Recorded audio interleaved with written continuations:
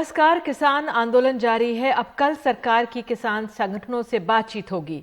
आंदोलन के बढ़ते दायरे को देखते हुए दिल्ली की सरहदों को अब सील किया जा रहा है। अन्य राज्यों से आवाजाही जारी रहेगी, लेकिन इस्तेमाल किए जा रहे रास्ते जो हैं वो कम किए जा रहे हैं। दिल्ली के मैप के जरिए हम आपको दिखा रहे हैं कि दिल्ली के कौन कौन से रास्ते खुले हैं और कौन से बंद हैं, कि आवाजाही में मुश्किल ना हो नागरिकों को। तो यूपी की तरफ से NH-24, NH-24 और DND खुले हुए हैं। तो जो लोग काम के लिए नोएडा और इस तरफ जाते हैं वो यहाँ से वापसी कर सकते हैं, क्योंकि भारी जाम के हालात हैं। हरियाणा की तरफ से जो रास्ते खुले हैं, कापसेड़ा, ढांसा, दारौला, राजोकड़ी, NH-8, बिजवासन, पालम विहार, धारूहेड़ा, तो ये इलाके खुले हुए हैं।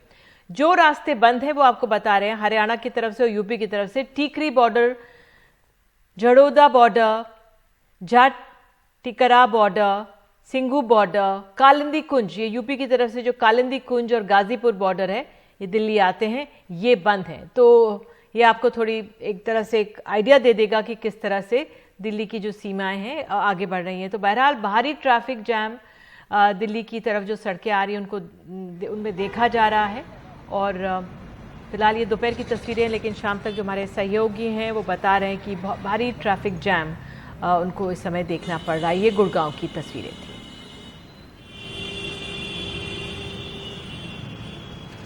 तो कृषि कानूनों के खिलाफ आंदोलन में अब बात कल आगे बढ़ेगी, जब सरकार से अगले दौर की बातचीत तय है। इस किसान आंदोलन में प्रमुखता से हमें पुरुष ही नजर आ रहे हैं, लेकिन महिला किसान भी शामिल हैं।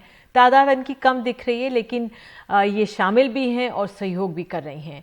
खेतों खलिहानों में महिलाएं काम करती तो नजर आती हैं, लेकिन यहाँ वो मंच का संचालन कर रही हैं, चंदा भी इकट्ठा कर रही हैं। टीकरी बॉर्डर पर बात की कुछ महिलाओं से हमारे सहयोगी रवीश रंजन शुक्ला ने। आइए बातचीत सुनाते हैं आपको।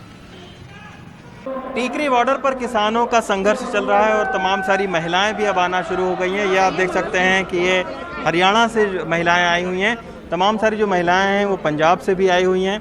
आप ये बताइए कि आप लोग क्यों आखिर किसानों के समर्थन में यहाँ पर आए हुए हैं? देखिए, मैं कविता आर्य हूँ, भिवानी से। बहल गांव के पास मेरा पातवान गांव है, वहाँ से मैं यहाँ किसानों को समर्थन देने के लिए आई हूँ। मैं अंतर्राष्ट्रीय योग खिलाड़ी हूँ और PhD स्कॉलर हूँ, लेकिन PhD स्कॉलर और अंतर्राष्ट्रीय खिलाड़ी मैं बाद में हूँ। पहले मैं एक किसान की बेटी हूँ, मैं इस अन्नदाता की बेटी हूँ, इसलिए मैं यहाँ समर्थन देने के लिए आई हूँ। हरियाणा से, पंजाब से, हिमाचल से, यूपी से, राजस्थान तक के हमारे भाई और कुछ बहनें। अच्छा, महिलाओं की उतनी पार्टिसिपेशन नहीं दिख रही है, महिलाएं बहुत कम दिख रही हैं। नहीं, यहाँ पे धरना पे बहुत कम दिखाई दे रही हैं, लेकिन काफ़ी महिलाएं आई हुई हैं, क्योंकि वो पीछे तक भी बैठी हैं तब। और कुछ महिलाएं हमारी घरों में भी पीछे से घरों को संभालने के लिए भी तो जरूरी है, तो इसलिए वो घरों में हैं। आप यहाँ पर आई हुई हैं, महिलाएं आखिर इतनी कम तादाद क्यों है महिलाओं की? सर यही है कि उसको निकलने नहीं दे रहे घर से। जैसे घर से निकल नहीं दे रहे, लेकिन वो आना चाह रही हैं। अच्छा, आना चाह रही हैं? हाँ जी, लेकिन घर पर काम की वजह से नहीं आ पा रही हैं। अच्छा, ये कह रही है कि काम की वजह से भी नहीं आ पा रही हैं। इस तानाशाही सरकार को जो हमारे दिन प्रतिदिन अत्याचार कर रही है, तो हम ये भी चेतावनी दिलाते हैं कि जो घरों में महिलाएं बची हुई हैं और जो बच्चे बचे हुए हैं उनको भी ना आना पड़ जाए। आप लोग कहाँ से आए हैं मैडम? आप लोग कहाँ से आए हैं? पंजाब से आए हैं। पंजाब से आए हुए हैं। हाँ जी। हम देख रहे हैं कि महिलाएं यहाँ पर बहुत कम उनकी भागीदारी है। जो यहाँ पर आई हुई हैं महिलाएं, वो रोटी बनाने में और खाना बनाने में ज़्यादा उनकी दिलचस्पी दिख रही है। तो इस संघर्ष में आप लोगों की कहाँ तक भागीदारी है? हमारा पूरा साथ है किसानां ਲਈ, क्योंकि ਅਸੀਂ पूरा साथ बहुत 2 ਮਹੀਨੇ ਤੋਂ ਦਿੰਦੇ ਆ ਰਹੇ ਹਾਂ, क्योंकि साडा भी जिन्ना हक इन्ना मर्दां दा बनदा उन्ना ही साथ साडा औरतां दा। अच्छा, हाँ जी।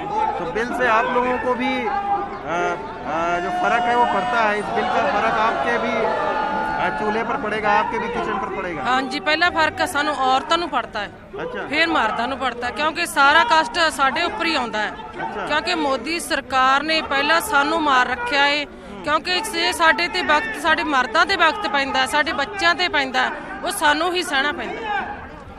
ये कह रही है कि पुरुषों पर बाद में फर्क पड़ता है, सबसे पहले महिलाओं पर पड़ता है। तो ये सारी जो महिलाएं हैं ये कहाँ से आई हैं? ये पंजाब से आई है। ये अलग अलग जगहों से आई हुई हैं? हाँ जी।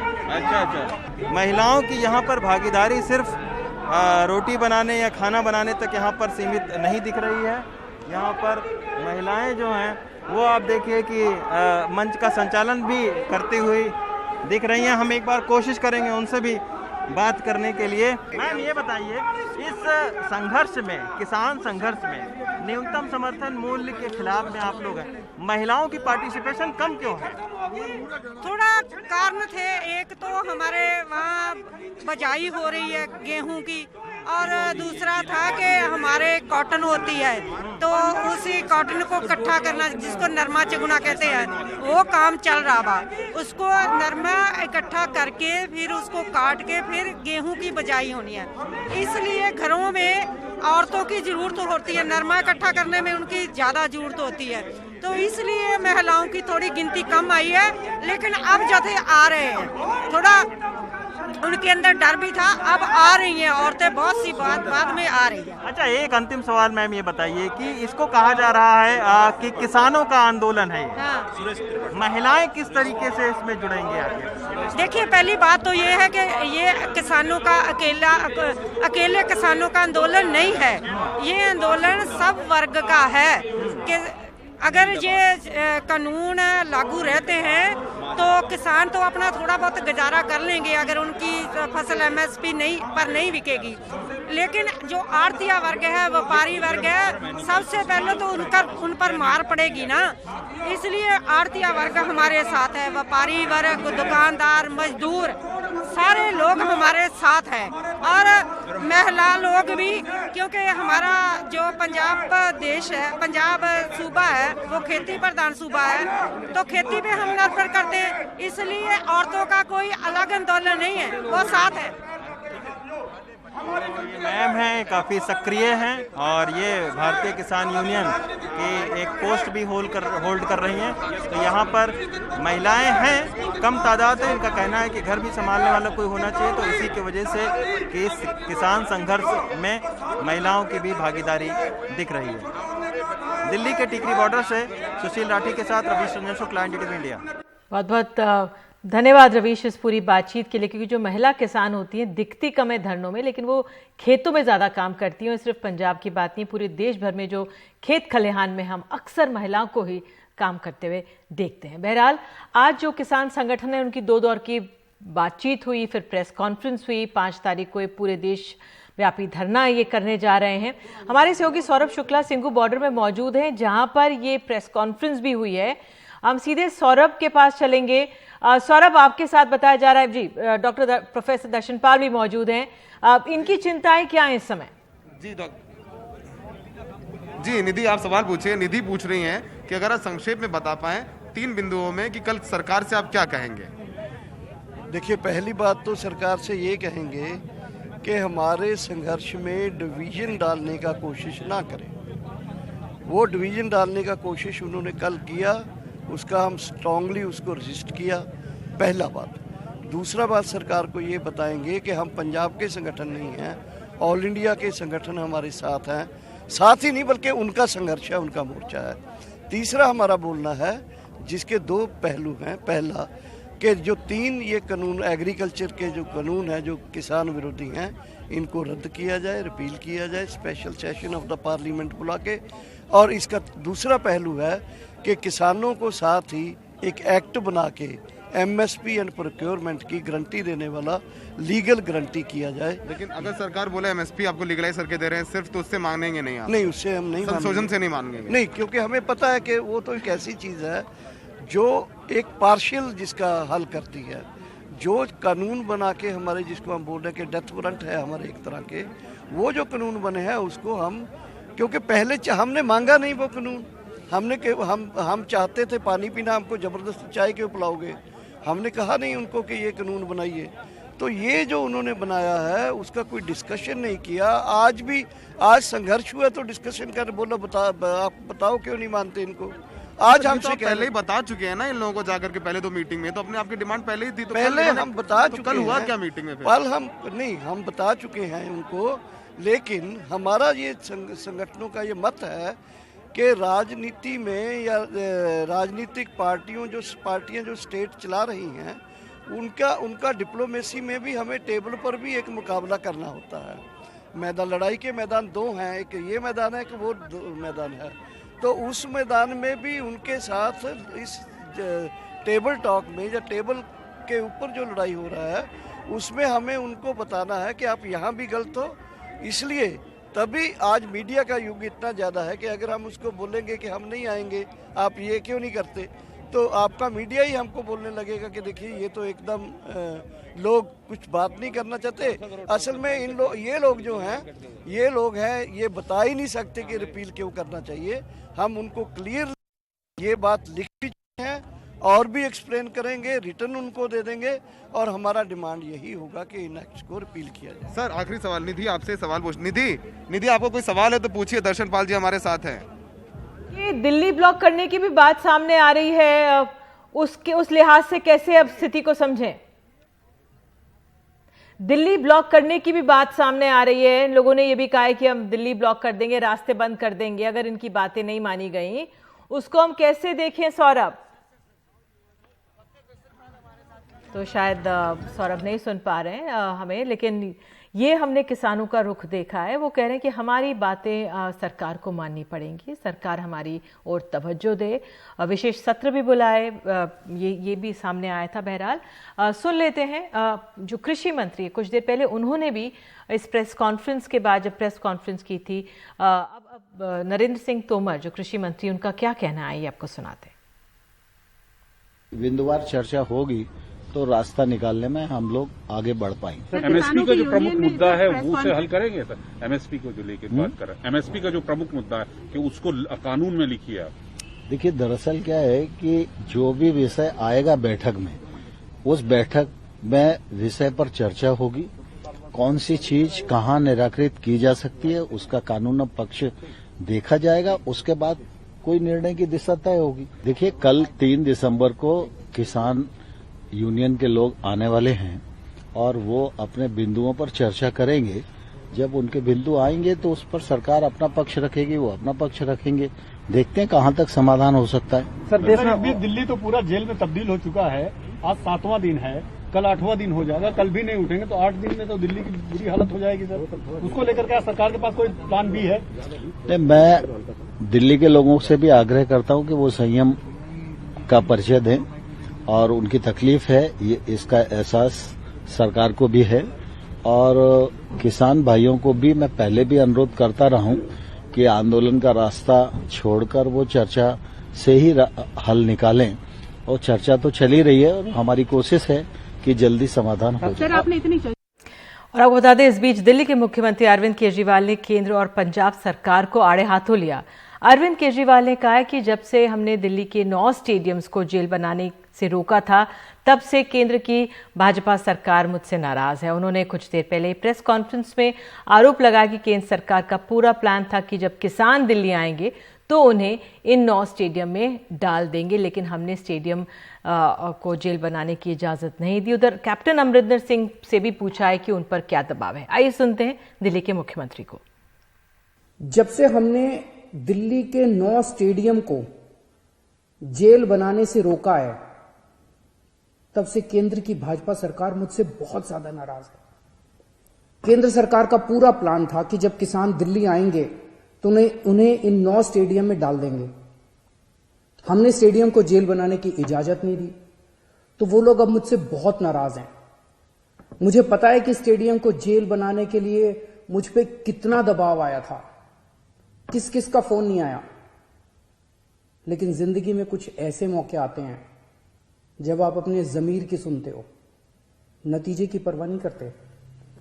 कैप्टन साहब, क्या इन्हीं लोगों का आप पे दबाव है जो आप मुझ पे झूठे आरोप लगा रहे हो, मुझे गालियां दे रहे हो, बीजेपी की बोली बोल रहे हो, बीजेपी के साथ ये दोस्ती निभा रहे हो, या कोई दबाव है क्योंकि आपके परिवार पे ईडी के केस चल रहे हैं आजकल? तुम्हारे साथ हमारे सहयोगी शरद शर्मा मौजूद हैं। शरद, अरविंद केजरीवाल ने जो आज का दिन चुना बोलने के लिए, जब एक दौर की बातचीत हो चुकी है, किसानों का दबाव बढ़ गया है, क्या पंजाब की राजनीति है उससे प्रेरित होकर आप मुख्यमंत्री बोल रहे हैं? क्योंकि आम आदमी पार्टी की राजनीति पंजाब में बहुत अहम है। बिल्कुल, देखिए बात यह है कि जो बात कैप्टन अमरिंदर सिंह ने कल बोली है वही बात बीजेपी परसों से बोल रही है, लेकिन तब अरविंद केजरीवाल ने उन पर रिएक्ट नहीं किया, क्योंकि जहां तक पंजाब की बात है, पंजाब में बीजेपी से उनका मुकाबला नहीं है। बीजेपी तो अकाली दल के साथ में सहयोगी थी और अभी उसको अपना वर्चस्व वहां पे प्रूव करना है, लेकिन उनकी लड़ाई वहां पर कांग्रेस से है। तो जब कैप्टन अमरिंदर सिंह ने आरोप लगाया तो उसके बाद उनको जो है सामने आना पड़ा। निधि, बात इसमें यह है कि एक तरफ राजनीति है, दूसरी तरफ जो है वो संवैधानिक व्यवस्था है। संवैधानिक व्यवस्था ये जरूर कहती है कि इस मामले में कोई राज्य कुछ कर नहीं सकता क्योंकि केंद्र सरकार ने बिल पास कर दिया है, लेकिन अगर सब कुछ इसी दायरे में होने लग जाए तो फिर राजनीति कैसे होगी।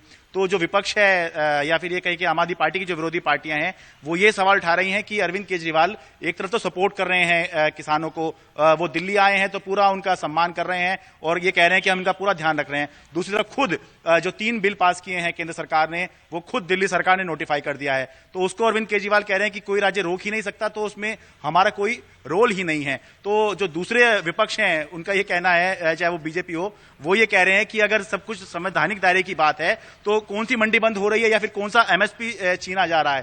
तो ये राजनीति है जो संवैधानिक दायरे में नहीं होती है, लेकिन मुख्यमंत्री अपील कर रहे हैं कि संविधान की बात थी इसलिए ये बिल नोटिफाई किया है, इससे ज्यादा जो है इसमें दिल्ली सरकार का कोई रोल नहीं है। शरद, एक और अलग बात मैं आपसे पूछ रही हूं, दिल्ली के ट्रैफिक को लेकर ट्रैफिक जैम काफी कहा जा रहा है क्योंकि कई जो रोड है उनको ब्लॉक की जा रही है। आप जहां पर मौजूद हैं, क्या आपको ज्यादा ट्रैफिक जैम नजर आ रहा है?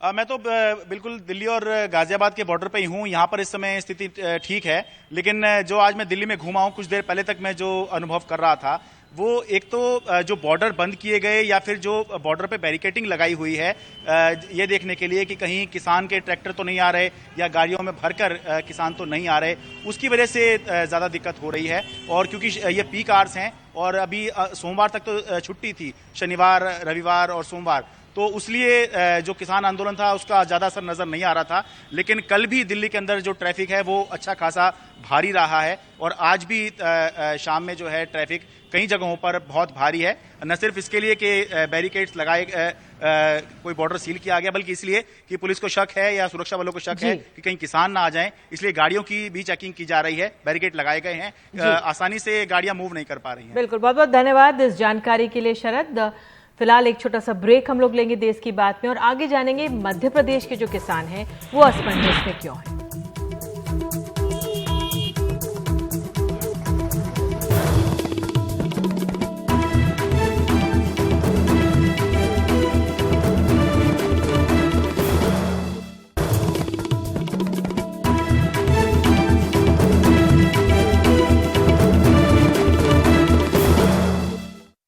तो देश भर में नए कृषि कानूनों को लेकर बहस के बीच मध्य प्रदेश का किसान असमंजस में है। दिल्ली में जुटे किसानों को वो समर्थन कर रहा है, लेकिन मंडी सिस्टम से भी नाखुश है, खासकर सब्जी उत्पादक। उधर राज्य सरकार ने फल सब्जियों के लिए भी न्यूनतम समर्थन मूल्य तय करने की वो सोच रही है।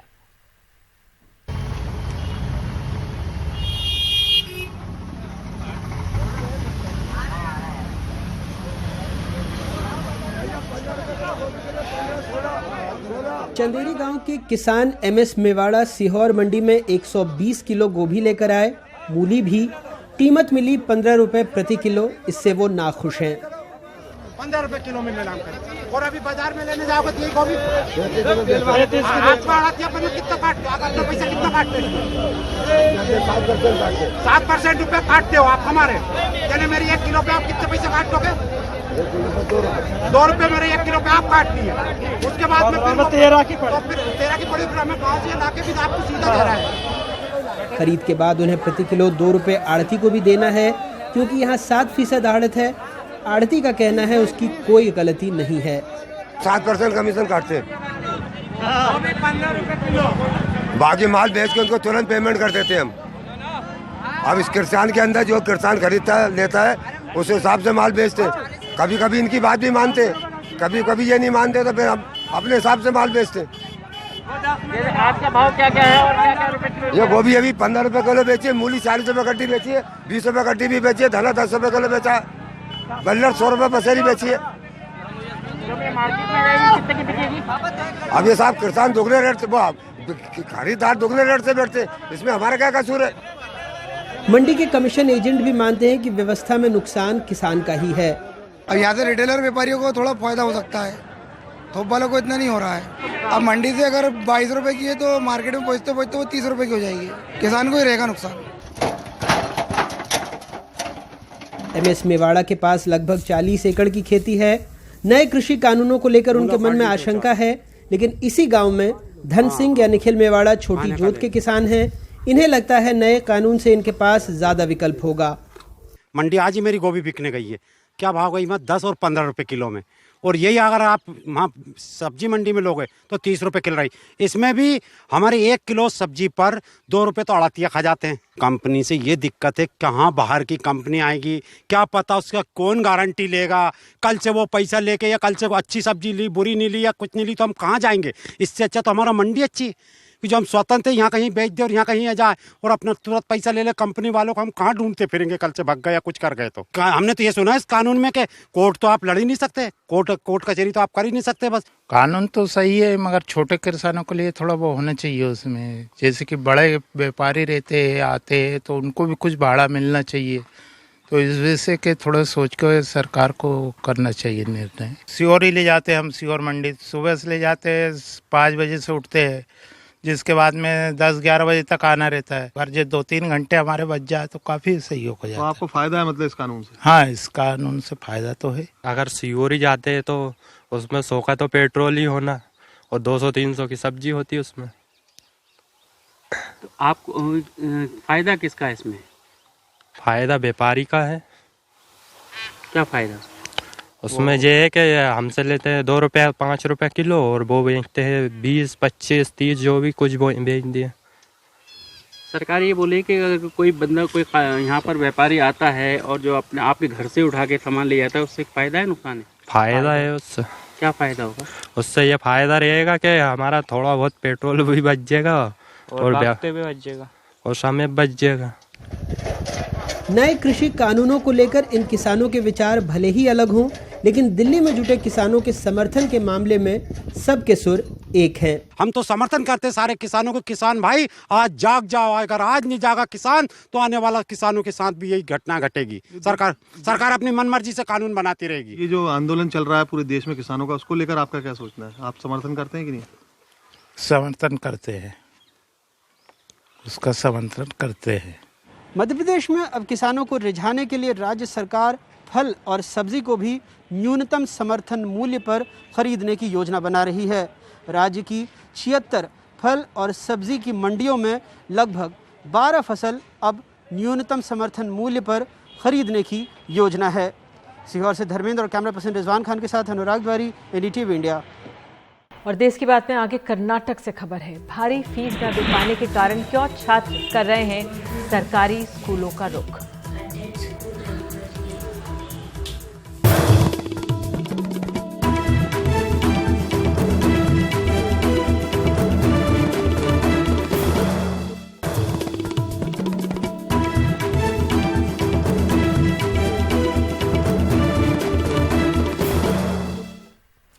और अब बात कोरोना वैक्सीन की। पूरा देश उम्मीद लगाए बैठा है कि कोरोना वैक्सीन आएगी, लेकिन केंद्र सरकार ने ये कहकर सबको चौंका दिया है कि कोरोना वैक्सीन पूरे देश के लिए नहीं है। दिल्ली सरकार मांग कर रही है कि वैक्सीन सबके लिए होनी चाहिए, जबकि सवाल ये भी है, बिहार में तो बीजेपी ने चुनाव में वादा किया था कि अगर फिर सत्ता में आए तो हर बिहारवासी को कोरोना की वैक्सीन मुफ्त में दी जाएगी। पूरे देश के टीकाकरण की बात सरकार ने कभी नहीं की है। I just wanted to make that clear. जब हर भारतवासी शिद्दत से कोरोना वैक्सीन का इंतजार कर रहा है, तो ऐसे में केंद्र सरकार का ये बयान चौंकाने वाला है कि वैक्सीन सबके लिए नहीं होगी। सबको नहीं मिलेगी तो गरीबों को तो देनी चाहिए, एटलीस्ट सबको देनी चाहिए, क्योंकि ये लोग कुछ भी चीजें इंश्योर नहीं करा पा रहे हैं। ये लोग ये बोल रहे हैं, पहले बोल रहे थे कि कोविड आ रहा है, नहीं आ रहा है, लॉकडाउन इतने दिन का लगेगा, सब खत्म हो जाएगा, चेन ब्रेक हो जाएगा। फॉर्चुनेटली अनफॉर्चुनेटली पहले वैक्सीन आ जाने दीजिए, फिर जाके तो सॉल्यूशन होगा। ये तो फिर गलत है सरकार की, ये एक बहुत बड़ी अनसक्सेसफुल बात है उनके लिए, तो ये कि वो सबके लिए नहीं कर पा रही काम। सबको ही मिलेगी, मोदी जी जो है बहुत सही काम कर रहे हैं और सबको ही मिलेगी, ऐसी बात नहीं है। हम तो कहते हैं लोगों को उसी डूबती ना पड़े, वैसे सही हो जाए। Indian council of medical research के director general doctor Balram Bhargava कहते हैं कि अगर आबादी के नाजुक हिस्से को वैक्सीन देकर वायरस ट्रांसमिशन की चेन तोड़ने में कामयाब रहे तो शायद वैसे भी सारी आबादी को टीका लगवाने की जरूरत ना पड़े। दूसरा मुद्दा यह है कि हमारा मकसद है कि हम वायरस की ट्रांसमिशन चेन को ब्रेक करें। तो अगर हम जनता के नाजुक हिस्से को वैक्सीन दे दें और वायरस के ट्रांसमिशन को ब्रेक कर दें तो शायद हमें पूरे देश की जनता को वैक्सीन देने की जरूरत ना पड़े। लेकिन सवाल यह है कि मार्च के महीने में जब गिनती के कोरोना मामले सामने आए थे, पूरे देश में लॉकडाउन लगा दिया गया था और ज्यादातर लोग घरों के अंदर बंद थे, तब तो हम कोरोना वायरस ट्रांसमिशन की चेन तोड़ नहीं पाए। और अब जब पूरा देश खुला हुआ है, रोजाना हजारों की संख्या में नए संक्रमण के मामले सामने आ रहे हैं, तो कैसे हम आबादी के एक हिस्से को वैक्सीन देकर कोरोना वायरस ट्रांसमिशन की चेन तोड़ देंगे? फिलहाल ये समझ से परे है। दिल्ली सरकार तो वैक्सीन मिलते ही 3-4 हफ्ते में पूरी दिल्ली को वैक्सीन लगा देने का वादा कर चुकी है, इसलिए केंद्र सरकार से सहमत नहीं। ये तो देखो केंद्र सरकार की नीति है, वही बता सकते हैं। और हमारा ये मानना है कि अगर वैक्सीन सफल होती है और दी जाती है तो सबको देना चाहिए। जी हम फिर से कह रहे हैं कि अगर दिल्ली को केंद्र सरकार देती है तो हम 3-4 हफ्ते में पूरी दिल्ली को लगा देंगे। क्या सरकार को अपनी ही मंत्री का वादा याद है जो उन्होंने बिहार चुनाव से पहले किया था? सरकार के प्रोत्साहन के वजह से रेडी बैठे हैं कि लार्ज प्रोडक्शन करने के लिए। सो जब साइंटिस्ट इसको क्लियर करते हैं, हमारे देश में वैक्सीन का प्रोडक्शन उस लेवल पर होगा जिससे जो हम इधर प्रॉमिस कर रहे हैं, बिहार में हर एक के लिए मुफ्त में वैक्सीन मिल जाएगा, वो हमारी पहला संकल्प पत्र के प्रॉमिस है। केंद्र सरकार फिलहाल अगस्त तक 25 से 30 करोड़ देशवासियों को वैक्सीन लगाने की बात कर रही है। हालांकि अभी ये तय नहीं है कि जो लोग पहले ही संक्रमित हो चुके हैं उनको वैक्सीन दी जाएगी या नहीं।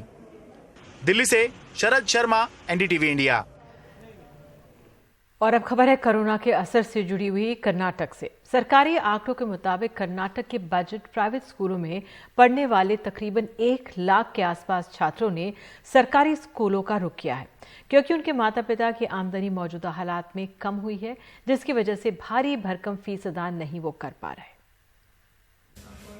ऑटो ड्राइवर अनंत नाइक को अपने बेटे मिथुन को प्राइवेट स्कूल से हटाकर उसका दाखिला सरकारी स्कूल में करवाना पड़ा। यहाँ फीस नहीं देनी होती, जबकि पहले उन्हें 1,500 से 3,000 रुपए हर महीने देने पड़ते थे।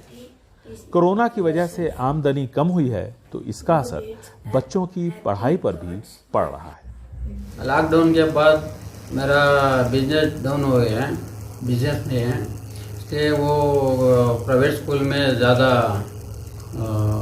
फीस ले रहा है। मतलब और बुक्स और कपड़े के लिए, बाद में कंप्यूटर लैब, वो लैब, ये एक्सपेंस करको ज़्यादा हुआ है। अभी ये बिजनेस में मेरे बने को नहीं हो रहा है, इसलिए मैं गवर्नमेंट स्कूल को बढ़ा। कर्नाटक में छोटे बड़े तकरीबन 20,000 निजी स्कूल हैं। इनकी आर्थिक हालत खराब है, अभिभावक फीस दे नहीं पा रहे। सरकारी आंकड़ों के मुताबिक तकरीबन 1 लाख के आसपास छात्रों ने छोटे बड़े निजी स्कूलों से नाम कटवाकर या तो सरकारी स्कूलों का रुख किया है या फिर शहर या राज्य छोड़कर दूसरी जगहों पर चले गए, क्योंकि माता पिता के पास फीस देने के पैसे नहीं हैं। It is around 93,000 students. 93,000 के आसपास छात्रों ने निजी स्कूलों से नाम कटवाकर सरकारी स्कूलों में दाखिला लिया है। Conducting this Vidyagama. यहाँ की पढ़ाई से वो खुश हैं। हमें लगता है कि आने वाले दिनों में ऐसे छात्रों की संख्या और बढ़ेगी। They were very happy. I think the number will further increase. माता पिता को लगता है कि ऑनलाइन क्लासेस के लिए पहले की तरह भारी भरकम फीस क्यों दी जाए, जबकि छात्र स्कूल जा नहीं रहे। वहीं स्कूलों की अपनी मजबूरी है, टीचिंग और नॉन टीचिंग स्टाफ को सैलरी देनी है और रखरखाव का खर्चा अपनी जगह है। उनका कहना है कि ऐसे में फीस कम करना संभव नहीं है। बेंगलुरु से निहाल किदवई, एनडीटीवी इंडिया। और एक छोटा सा ब्रेक, और ब्रेक के बाद महाराष्ट्र से खबर क्यों हो रही है महाराष्ट्र में अब अजान पर राजनीति।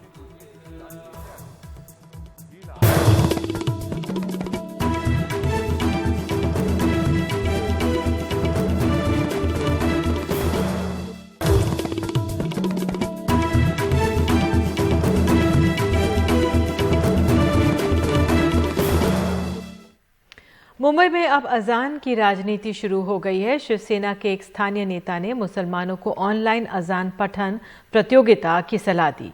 इस पर बीजेपी ने शिवसेना पर हिंदुत्व छोड़ सूडो सेक्युलर बनने का आरोप लगाया है। एनसीपी ने शिवसेना की इस पहल का समर्थन किया है। कभी अजान का विरोध करने वाली शिवसेना अब अजान को प्यार का पैगाम बता रही है। शिवसेना के एक स्थानीय नेता ने फाउंडेशन फॉर यू नाम की सामाजिक संस्था को अजान पठन प्रतियोगिता की सलाह दी है। शाळेत जाणारी मुलं आहेत। शिवसेना के कुछ मुस्लिम सदस्य मेरे पास आए थे।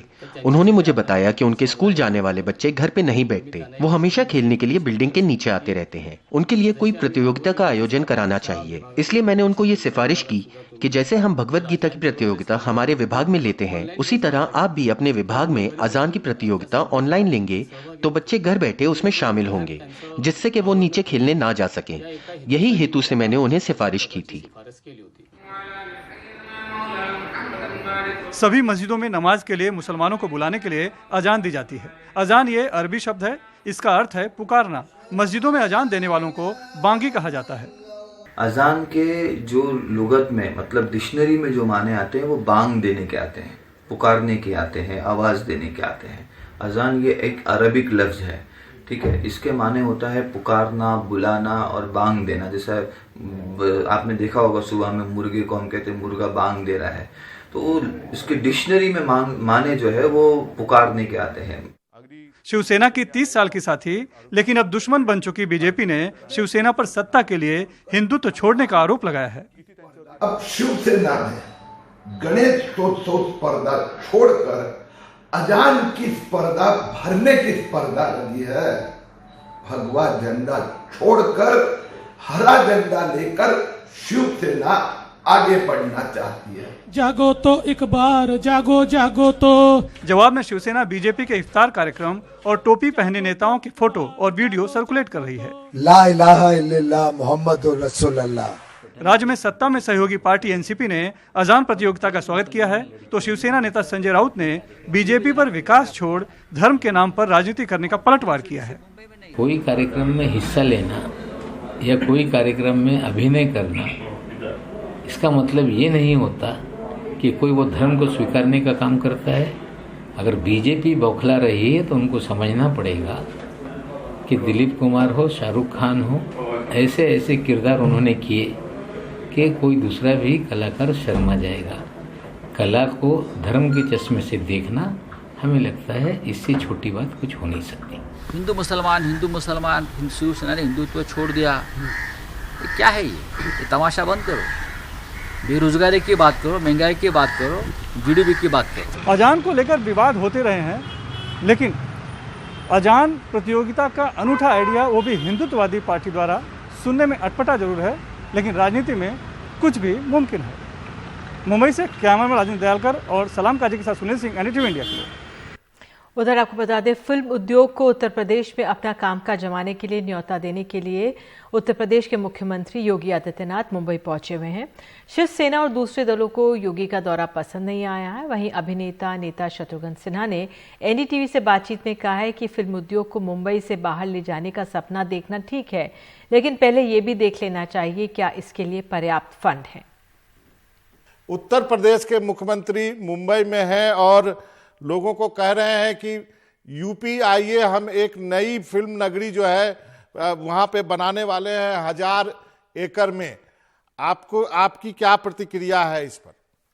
सपना अच्छा है और सपना देखना भी चाहिए, कोशिश करने में कोई हर्ज नहीं है, लेकिन जरा आप ये तो सोचें कि इसके लिए क्या उतना फंड उनके पास है, उतना फंड उनके पास आएगा। लोग वहां पे जो आज जिन प्रदेशों की बात होती है, वहां का जो लॉ एंड ऑर्डर से लेके बाकी बहुत सारी बातें, असुविधाएं जो हैं, वहां पे गतिरोध होगा, जो बहुत सारी बातें होंगी, क्या बहुत सारे लोग वाकई सामने आएंगे?